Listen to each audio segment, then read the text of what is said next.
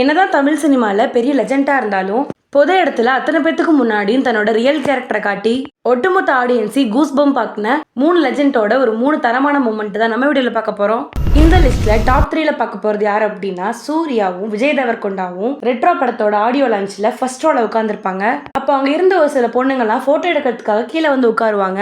அந்த மாதிரி அந்த பொண்ணுங்க உட்கார்றப்போ விஜய் தேவர்கொண்டாவோட காலை அவங்க மேலே படக்கூடாதுன்னு அவர் என்ன பண்ணுறாரு நீங்களே பாருங்களேன்.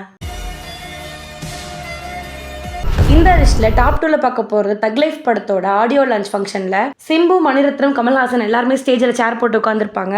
ஆனா அப்ப பக்கத்துல இருந்த ஆங்கர் மட்டும் சேர் இல்லாம நின்றுட்டு இருப்பாரு. இது கமலும் சிம்புவும் நோட் பண்ணிருக்க மாட்டாங்க. ஆனா மணிரத்னம் நோட் பண்ணி என்ன பண்ணிருக்காரு அப்படிங்கறத நீங்களே பார்த்துட்டு வாங்களேன். இந்த லிஸ்ட்ல டாப் 1ல பார்க்க போறது கங்குவா படத்தோட ப்ரமோஷன் ஈவெண்ட்ல சூர்யா கிட்ட அவரோட ஃபேன் ரொம்ப ஒரு எமோஷனலா பேசிட்டு இருப்பாரு.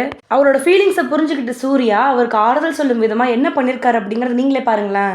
உங்களுக்கு என்ன ப்ராப்ளம்? ஒரு வாட்டி கட்டி பிடிச்சிட்டு அப்புறமா போங்க.